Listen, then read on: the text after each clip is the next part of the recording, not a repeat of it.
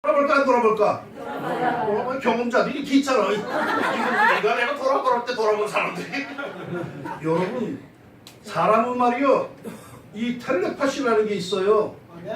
누군가가 나를 막 이렇게 쳐다보면 뭐 이상하다 해서 쫙 쳐다보면 그 사람이 날 진짜 쳐다봐. 이 텔레파시 띠리리리리 오는 게 있어. 사람의 텔레파시 영역도 말이요, 그렇게 메시지를 보내고 역사가 일어나는데, 우리가 전심을 모아서 하나님께 기도드린다면은 그 기도가 어디로 가겠어? 하나님께 염원을 두고 집중하여 기도드리면은 역사가 일어나요. 이건 내 얘기 아니요. 역대하 16장 9절에 여호와의 눈은 온 땅을 두루 감찰하사 전심으로 자기에게 향하는 자들을 위하여 능력을 베푸시나니. 우리 동네 왕십리 동네 주민들은 모르지만, 심지어 우리 왕십리 중학교 교인들도 모르지만은 나는 알아요. 왕십리 뉴타운이 어떻게 해서 시작됐는지. 왜? 내가 전심으로 기도했기에 왕십리를 뒤집어 달라고. 길과 방법은 저는 몰라요. 하나님 그런데 뒤집어 주세요라고 기도했기에 뒤집어진 거예요. 그런데 그 후에 진행 과정 기가 막혀. 요약하면은 우리 장로님들이, 우리 서민 장로님들, 아무것도 모르는 참 순하고 순한 양같은 장로님들이 조합과 협상을 하면서 교회 땅 90평을 고스란히 갖다 바치고 돌아왔어. 왜 그랬냐 했더니 그게 법이래. 뭐 간보율이 25%나? 그런 뻥이 어딨어. 조합장에게 속은 거지. 그래서 뭐라고 그랬더니 왜 목사님이 법을 어기려고 하느냐고 도리어 나한테 뭐라고 그러셔. 그래서 꼭 참았어. 왜? 그게 법이라는데 무슨 말을 할 수 있겠어. 그런데 구역 개발 계획이 공시가 되었는데 동해 직원이 날 보고 구청에 한번 가보래. 그때 동해 직원들하고 우리하고는 잘 지냈거든요. 그때 그 직원이 아마 속이 타니까 나보고 귀뚱한 것 같아. 무슨 일인가 싶어서 가봤더니 이게 웬일. 우리 교회를 빼고 다른 교회들은 모두 땅을 100% 다 받았어. 우리만 90평을 잃어버렸어. 여러분 90평이 얼마인 줄 아십니까? 지금 평당 2천, 3천이야. 그럼 20억이야, 20억. 세상에 이럴 수가. 그게 법이라고 주장하던 장로님들 가만히 계시더라. 이게 얼마나 속이 타던지 어느 날 말이야, 이거 좀 흔들리는 것 같더니 봤더니 이빨 5개가 쑥 빠져. 속에서 열이 뻗치다. 내 몸에서 가장 약한 부분을 통해 이게 터져 나와서 치아가 빠진 거예요. 빠진 이빨 5개를 치과에서 들고 교회로 돌아와서 좀 울었어요. 이럴 수가 있습니다. 서럽기도 하고 분하기도 하고 허망하기도 하고. 이빨 5개. 나 그 뒤로 이거 안 해놓았어. 왜? 속색이면 보여주라. 이거라고. 아, 그렇게 울면서 기도하다 보니까 이런 감동이 찾아들어요. 야 목사, 너 그게 만약 네 뇌에서 터졌다면 넌 죽었다. 아이고, 이것도 감사한 일이야. 그렇군요 하나님. 이게 뇌에서 터졌다면 뇌출혈 아니야. 그게 가는 거죠. 그래서 울음이 감사함으로 바뀌고, 그러다 보니까 마음 한구석에서 배짱이 생기고, 이 뉴타운 역사가 내 기도에 하나님께서 응답해 주신 것이니 반드시 하나님께서 선한 열매로 맺혀 주실 것이다. 이빨까지 빠졌는데 뭐가 더 빠지겠나. 그 뒤에 어떻게 되었을까요? 담임 목사 이빨 5개 빠진 걸 알고 온 교우들이 하나가 돼 불었어. 이빨 빼, 그럼 돼. 그래서 교인들이 하나가 딱 떼고 나더니 그 다음부터 조합하고 협상을 하는데 잘하는 거야. 그리고 조합에서 배성을 잘 받았어요. 그리고 당회가 앞장을 서서 건축 헌금을 먼저 작정을 하고 시행을 했더니 그 어려운 교우들이 따라오는데 작정한 것보다 훨씬 더 많은 헌금이 되어서 우리가 예배가 건축을 했어요. 그때 제가 배웠어요. 하나님의 일에 있어서 뜻만 분명하다면, 그 하고자 하는 것이 하나님께서 기뻐하시는 일이라면은 시작만 하면은 주님께서 열어주시고 복을 주시고 재물을 주시고 영광을 받으신다고 말했습니다. 교활에게 배신당하고 이빨 5개가 빠지고 억울해서 어디 가서 하소연할 데도 없고, 교인들은 모두 소시민들이고 어디 든든한 재력가도 없고 세도가도 하나 없는 교회. 그러나 우리가 하나님을 향한 기대감과 믿음과 신뢰를 잃지 않고 끝까지 올곧게 하나님의 영광을 위해 나아갔더니 그 위기를 하나님께서 축복으로 바꾸어 주십니다. 앞일은 모를 일이라 하나님만이 아세요. 그러니 하나님만 붙읍시다. 모세가 그랬어요. 태어나자마자 하나님이 보시기에 아름다울 정도로 하나님의 마음에 들었지만은 삶이 곤두박질하여서 나일강에 버려졌고, 그 버려짐으로 인해서 그 다음에 애굽의 왕자가 됩니다. 그러나 잊지 말아야 할 것이 있어요. 이 역사가 여기서 끝인가? 인생은 여기서 끝나지 않아요. 성공했다고 교만해하지 말아요. 반드시 그 다음 역사가 또 있어요. 인생 40에 그는 다시 곤두박질 칩니다. 왕자로서 완전히 실패하고 화려한 궁을 떠나서 초라한 무명의 목자로 미디안 광야에서 40년의 세월을 보냅니다. 에집트의 왕자로 40년을 떵떵거리고 살던 그가 하루아침에 모든 것을 잃어버리고 미디안 광야로 와서 헐벌었으니 그 실망감이 얼마나 컸겠습니까? 그는 스스로 자기의 인생이 얼마나 한심하다고 여겼는지 아예 생의 의욕을 포기한 것 같은 모습을 미디안 광야 생활 동안에 보여줍니다. 출애굽기 3장 1절에 보면 모세가 그의 장인 미디안 제사장 이도로의 양떼를 치더니 라고 합니다. 모세가 누구의 양떼를 쳤다고요? 장인의 양떼.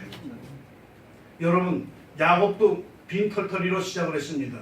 그런데 야곱은 삼촌 집에 가서 20년 만에 거부가 되어서 돌아옵니다. 그런데 모세는 그의 갑절의 세월 40년이 지났는데도 여전히 자기 양떼가 아니에요. 장인의 양떼나 치고 있어요. 뭘 말하는 거예요?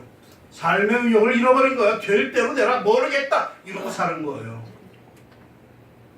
그런데 이런 자포자기의 인생을 하나님께서 버리지 아니하시고 하나님께서 찾아오십니다.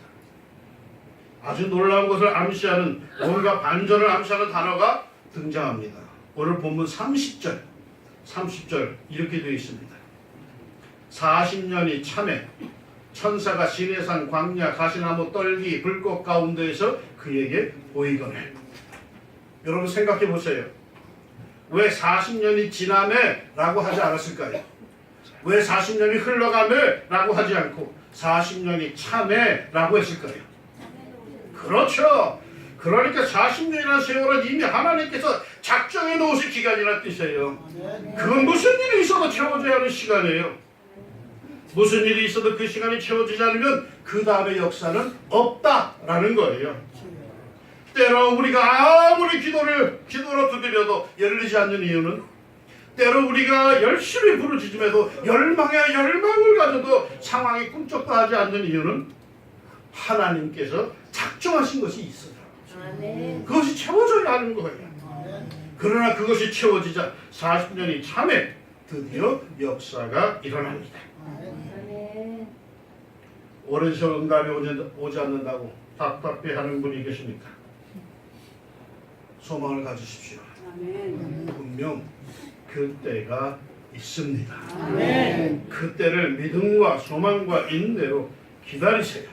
때가 옵니다. 어느 목사님이 자기 인터넷 아이디를 와인이라고 소개합니다. 그래서 제가 속으로, 아니 무슨 목사님이 아이들 와인 술 타령을 하고 있나 그랬는데, 그분이 어떻게 내 속을 알았는지 이렇게 말을 해요. 제 아이디가 좀 이상하죠? 제 아이디 와인은 영어 단어 와인이 아니고 이런 뜻입니다. 와, 인도하시네. 듣고 보니까 은혜한데, 와, 우리 주님이 인도하시네. 내 인생의 운전대는 내가 잡기보다는 내 손 위에 주님의 그 큰 손이 얹혀 있음을 믿습니다.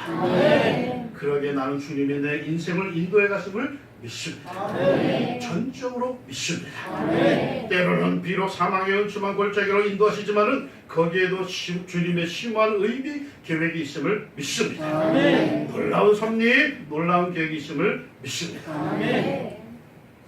제 삶의 한 부분을 제가 간증하는 것을 양해하시고 들어주시기 바랍니다. 저는 군대 가기 무지무지 싫었습니다.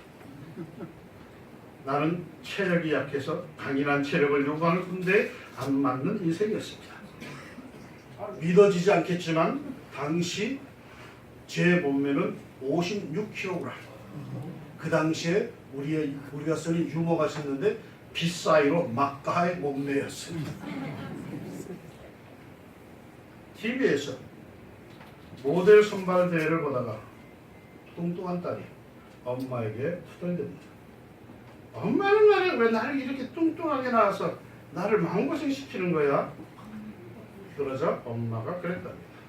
예, 입은 삐뚤어져서도 말은 똑바로 하라고 그랬다. 내가 너를 낳을 때 너는 분명히 5.8kg이었다. 저도 그런 때가 있었습니다. 그렇게 날씬한 때, 그래서 군대 안 가려고 얼마나 기도를 열심히 했는지 모릅니다. 그런데 어떤 이가 내게 이런 귀뜸을 해줘요. 너는 눈이 나쁘니까 큰 병원 진단서 때에 가면 아마도 방위로 빼줄 거야. 방위. 당시 군대 안 가고 집에서 출퇴근하며 때우는 군복무.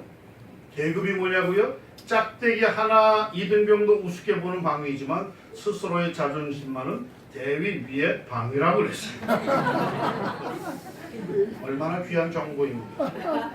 방위로 갈 수 있다. 하나님께서 전전긍긍하는 내게 주시는 음성 같았어요. 그래서 당시 유명한 고려병원, 현재 강북 삼성병원에 가서 진단서를 떼는데 의사가 묻습니다. 뭐에 쓸 거냐고.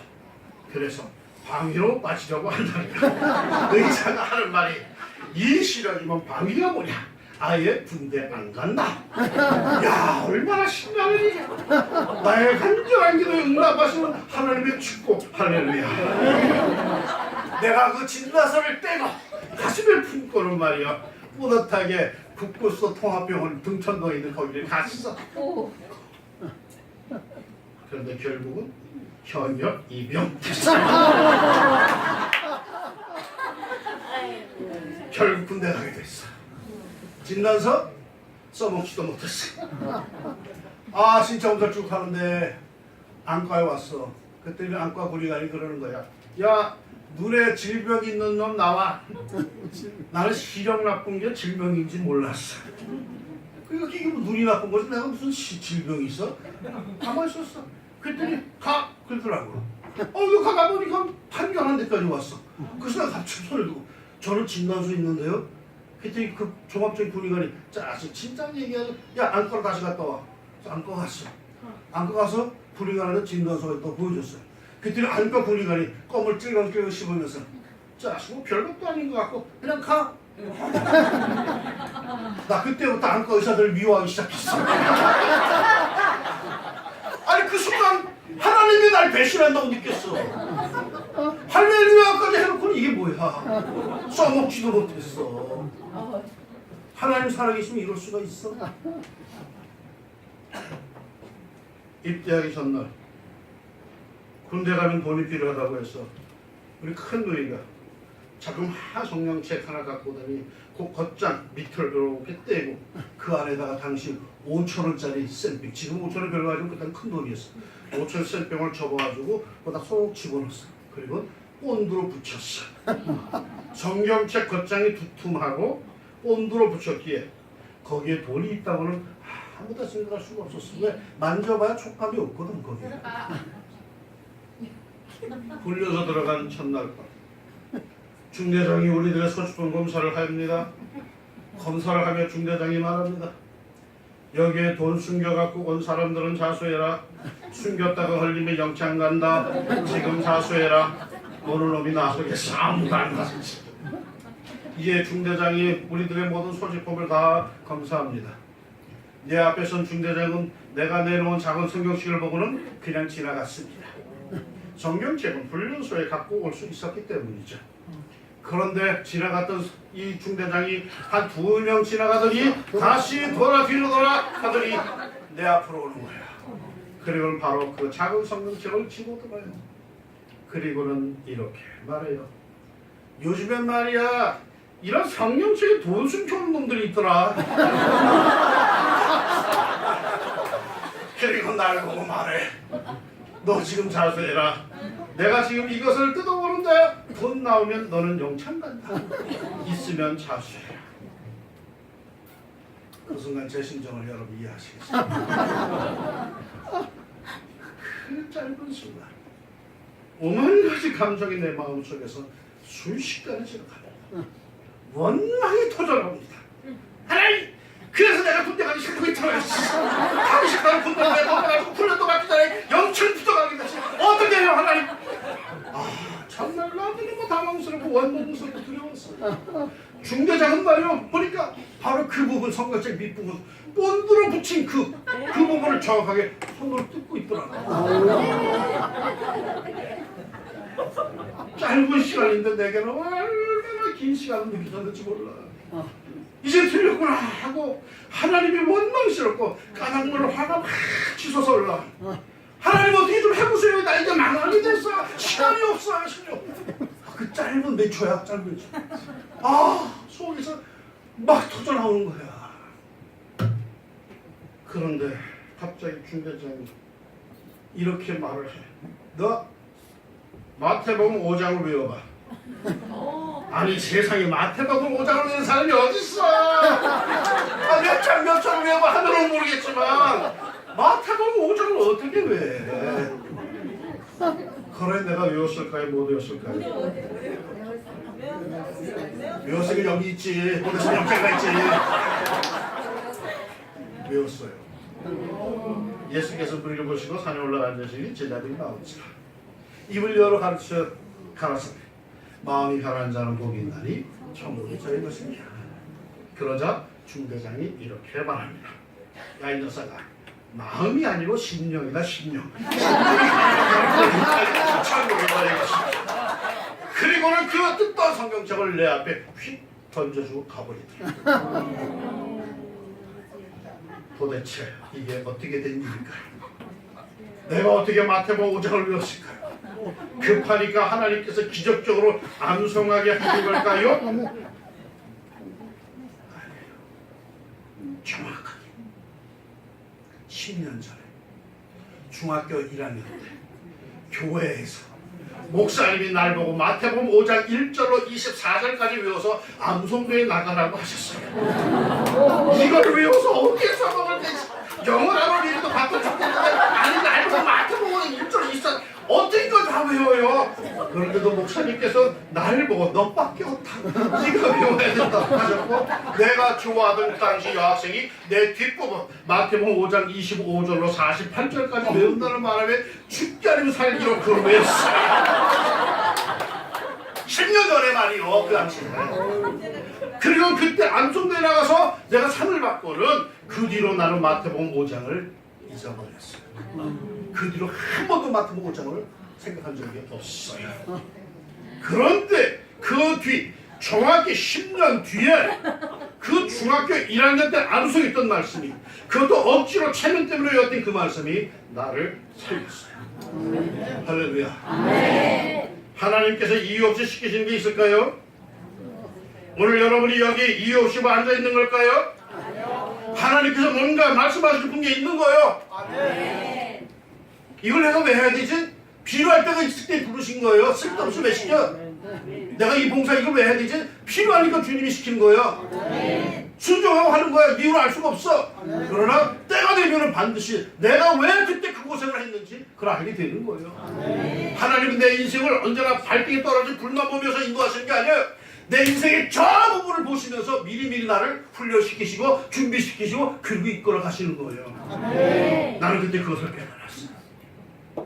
그날 밤 나는 하나님께 얼마나 감사했는지 몰라요. 나중에 화장실에 가서 점검해 봤더니 그 5,000원짜리가 삐죽이 나와 있어. 감사. 감사합니다 주님. 저를 실망시키지 않으시고 믿는 중대장을 배정하셔서 나를 이렇게 가르치시고 구원하시니 감사합니다. 점호가 끝나고 화장실에 가서 혼자 한참을 돌리면서 감사했어요. 그렇지 않아요? 믿는 정도가 아니라 성경을 암송할 정도의 믿음 좋은 중대장을 만났으니 마태복음 5장을 외워보라고 했지. 그후 나는 중대장을 볼 때마다 뿌듯한 동지의식, 같은 믿음의 형제로 공동의식을 느끼기 시작했어요. 난 군대 가면 죽는 줄 알았구만. 근데 아니더라고. 그 듬직한 믿음있던 믿음의 형제 중대장을 보니까 힘이 나더라고요. 고달프고 벅찰 거라며 두렵게 생각만 했던 훈련소 생활이 도리어 이 형제 중대장 덕분에 든든해지더라고요. 남자 여러분, 군대 갈만합니다. 믿음 좋은 중대장을 만나면 그거 별거 아니에요. 그러던 중에 12월 25일 성탄절 아침 중대장이 우리들을 집합시켰어요. 믿음 좋은 중대장이니까 성탄절 선물을 주려나 보다. 달려가서 맨 앞줄에 앉아서 기대감으로 그 믿음 좋은 중대장을 쳐다봅니다. 그날 그가 훈시를 하는데 이렇게 말합니다. 오늘은 성탄절이다.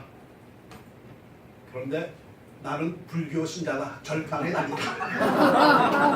그렇지만 성경도 좋아하는데 성경 중에 마태복음 5장과 고린도서 13장을 좋아한다. 하지만 도대체 난 그 순간에 이게 무슨 소리야? 난 믿음 좋은 중대장이 아니 절간에 다닌데? 그때서야 그가 마태복음 5장을 외워보라는 것을 제가 이해했어요. 불교 신자들은 아예 경전을 다 통째로 외웁니다. 반야신경 이렇게 하지 반야신경 2장 7절 이런 게 없어요.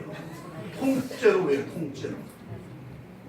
그러니까 그 사람이 날 보고 마태복음 5장을 외워봐 라고 한 거예요. 만약에 그 사람이 진짜 교회 다니는 사람이었다면 날 보고 그랬을 거예요. 마태복음 5장 5절을 외워봐 했을 것이고 나는 그거를 못했을 거예요. 왜? 중간에 있는 걸 어떻게 끄집어내. 처음부터는 가지만 중간은 못해. 구체적인 저를 생각나지 않을 게 뻔하니까 통째로 마태복음 5장을 외워봐 하니까 나는 그걸 외웠던 것입니다. 하나님은 나를 인도하십니다. 아멘. 하나님은 나를 지키십니다. 아멘. 하나님 여호와의 군대가 나를 둘러 징치고 보호하심을 믿습니다. 아멘. 그 일이 있었던 주일 나는 훈련소 교회에 가서 내 주머니 안에 있던 모든 돈을 다 하나님께 드렸어요. 이놈의 돈 때문에 거짓말도 하고 이놈의 돈을 내가 하나님보다 더 의지했습니다. 나 이제 다 하나님께 드리니 내 군생활 하나님께서 인도해 주옵소서. 네. 내가 그때 믿음이 얼마나 좋았겠어요. 왜? 놀라운 구원을 체험해 봤잖아요. 그 절박하면서 구원받는 걸 구원받는 이런 거구나 난 경험했어요. 나는 배수진을 친 거예요. 놀라운 구원을 체험해 봤으니 문제될 게 없었어요. 그래서 하나님 돈을 버립니다. 나를 책임져 주세요. 인도해 주세요. 하나님께서 나를 어디로 인도하셨을까요? 신학교? 아니요. 그건 저따가 나오는 거야. 군대 가기 전에 나는 하나님께 이런 기도를 드렸어요. 하나님, 군대 가라고 해서 가긴 갑니다. 그런데 하나님, 나는 오래 달리기 구보를 잘 못해요. 제발 구보하지 않는 대로 보내주세요. 그리고 하나님, 나는 수영을 못하거든요. 나는 유격훈련을 하다가 정말 죽을지도 몰라. 줄 타고 내가 물속에 떨어지면 다 죽을 것 같아요. 나는 유격훈련 받지 않게 해주세요. 내가 그렇게 기도를 했지만 하고 나서 가만히 생각해보니까 이건 정말 말도 안 되는 기도야. 아니 무슨 대한민국 군인이 뜀박질을 안 하고 유격훈련 안 받는 대한민국 군인이 어디 있어. 후방도 마찬가지고 주방도 마찬가지야. 다 나가야 돼. 어떻게 됐을까요? 저는 훈련소를 나와서 어디로 갔을까? 카투사로 갔습니다. 지금은 카투사가 시험 보고 하지만 옛날엔 백으로 갔습니다. 그러니까 내 앞뒤 좌우에 어떤 놈이 백이 있었던 거야. 그놈만 백이 뭐하니까 덩달아 한 굴째 뽑았는데 거기에 내가 같이 들어간 거야. 그 카투사 중에서도 장군 백이 아니면 불가능하다는 의무대로 갔습니다. 의무대 중에서도 저 멀리 부산의 하야리아 병원, 야전병원, 메쉬라고 하는 야전병원으로 배치가 되었습니다. 미군 야전병원에서는 뛸 일이 있으면 앰뷸런스 타고 가고 멀리 갈 일이 있으면 헬리콥터 타고 갔습니다. 나는 군대 가서 오랫동안 뜀박질 고생한 게 별로 없습니다. 유격훈련? 내가 입대한 그때야. 논산훈련소의 훈련기간이 종전 6주에서 4주로 잠시 줄어들었습니다. 어느 것이 더 효율적인 훈련인가 해서 실험적으로 6주 훈련을 4주 훈련으로 팍 줄였어요. 바로 그때 6주에서 4주로 줄어들 때 뭐가 빠졌을까요? 유격훈련이 빠졌어요. 유격훈련 어떻게 받는지 저는 몰라요. 그럼 미군들은 유격훈련 안 받냐? 받아요. 그런데 미군들은 유격훈련이 자원이에요. 원하는 사람만 가요. 대신에 갔다 오면 휴가 보내줘요. 나는 휴가 안 가면 안 갔지? 안 맡기다. 나는 휴가를 안 받았어요. 그런데 말이요. 왜 이때 유격훈련 기간이 6주에서 4주로 일시 줄어들까요? 왜 그때 국방부에서 말이요 6주 훈련을 갖다가 4주로 왜 줄이는 실험을 했을까 말이요. 왜 그때 딴 때도 있는데 말이요. 아무도 몰라요. 그런데 저는 알아요. 엉뚱해도 기도하세요. 아멘. 기도하면 엉뚱해도 역사가 일어나요. 아멘. 그러나 말도 안 된다고 기도하지 않으면 생각대로 기대한 대로 아무 일도 일어나지 않아요. 강남의 어느 교회 집사님이 남편을 위해서 기도합니다. 근데 이름이 남편이 꿈쩍도 하지 않아 교회 나오기를 기도하는데 어느 날 새벽에 이 여집사님이 남편의 신발을 가슴에 품고 그리고 교회당에 찾아왔어요. 사람들이 오기 전에 그 강단에다가 남편의 신발을 올려놓고 기도해. 주님 신발부터 나왔습니다. 주님도 따라 나오게 하여 주옵소서. 그래서 그 남자가 교회 나왔대. 나는 내 인생의 목자 하나님께서 나를 인도하시며 실수함이 없음을 믿습니다. 아멘. 그분의 인도하심은 정확하며 다 심오한 뜻과 생각이 있으십니다. 카투사로 배치받아 부산의 하야리아 부대 야전병원으로 갔죠. 첫날 병원에 가보니까 한국 사람이 별로 없어요. 내 선임병원 휴가 갖고 한국말 쓰는 사람은 나밖에 없어. 그 당시에 내 영어 실력은 형편이 없었어. 미국 사람들이 자꾸 뭐라고 말 걸어오는데 무슨 소리 하나도 못 알아듣겠어. 그래서 부득이 할 수 없이 화장실로 도망갔어. 화장실에 가 걸터 앉아있어. 다행스러운 건 당시 미군들의 화장실은 좌변기 걸터 앉는 거였어. 쪼그리는 게 아니었어. 거기 하루 종일 걸터 앉아가지고 하나님 카투사 보내주시면 좋은데요. 아니 한국말 하는 사람이 한 명도 없어. 이거 어떡하면 좋죠? 그러다가 똑똑똑 소리 나면 잠시 나갔다가 그 사람이 다시 돌아가면 다시 거기 들어가서 그 냄새나는 변기에 걸터 앉아서 하루 종일 보냈어. 하루 종일. 나갈 수가 없어. 왜? 자꾸 뭐라 그러는데 무슨 알 수가 없어. 하나님께서 대체 내게 왜 이런 영어 공부를 하도록 훈련시키시는지 알다가도 모를 일이었어. 그러나 나름대로 열심히 해서 제대할 때는 웬만한 소통은 다 할 정도가 되었고 결국은 미 의무사령관 메드캄 K 사령관 표창도 받았고 부산 지역 사령관 표창까지 받고 제가 제대를 했어요. 그리고는 그 영어는 나에게 또다시 잊혀졌어요. 그렇게 20년이 지나고 목사가 되어서 왕십리에서 목회를 1998년 가을 어느 수요일 밤 한 파키스탄 사람이 날 찾아왔어요. 뭔가 하소연할 게 있는데 찾아간 교회들마다 목사님들이 영어를 원활히 하지 못해서 도움을 얻지 못했다는 거예요. 그런데 나는 백인 정통 영어는 잘 못해요. 나는 주로 시꺼먼 사람들하고 어울렸기 때문에 영어를 해도 몸을 흔들면서 Hey man, what's up man, let's go man, 이런 영어를 잘해요. 내가 제대를 하고 대학에 복학해서 선교사가 하는 영어 선교 공부가 있기에 내가 영어 좀 하고 왔다는 걸 좀 자랑하고 싶었어. 그 선교 공부에 들어갔어. 그래서 이 영어를 하는데 그 쌍문 영어로 말해 몸을 흔들면서 뭐라고 그랬더니 이 선교사가 나를 빨리 쳐다봐. 이거 어디서 뉴욕 뒷걸음에서 놀던 놈이 아니야. 그런 것처럼. 그래서 그 다음에 안 갔어. 내가 하는 영어는 점잖은 백인 영어가 아닙니다. 그러나 필리핀이나 파키스탄 사람 좀 이상한 영어를 하는 사람들에게는 별 어림없이 잘 통합니다. 그런데 파키스탄 온 사람이니 그 사람 영어나 내 영어나 별 차이가 없었던 거죠. 그 파키스탄인이 내게 자기의 답답한 심정을 털어놓습니다. 파키스탄에서 자기는 영어 선생으로 일하고 있는데 하나밖에 없는 3살짜리 아들이 선천성 심장병으로 죽어가고 있다는 것입니다. 더 이상 파키스탄은 그 아이를 치료할 수가 없다고. 미국으로 가라고 하는데 돈이 있어? 거기를 가게. 전전긍긍하고 있는데 죽어가는 아들 바라만 보고 있는데 어떤 사람이 말해주기를 한국으로 가라. 한국에 가서 교회를 찾아가라. 그러면 도움을 받을 수 있을 것이다 라고 해서 이 사람이 무작정 한국에 찾아들었고 그것도 왕십리 골목까지 이렇게 찾아든 것입니다. 그 순간 나는 왜 하나님께서 20년 전에 내게 그렇게 필요치도 않은 그 영어를 공부하도록 화장실에서 하루 종일 걸터하게 하셨는지를 깨닫게 됐습니다. 아니 그런 도움이 필요하다면 말이요. 부자 교회들이 준비한 압구정동으로 갈 것이지 왜 가난한 사람들이 모여 사는 왕십리 골목으로 와서 이 사람이 헤매고 있는 거예요. 왕십리가 얼마나 가난한 동네인데 어찌면 그 골목에서 헤매고 있어.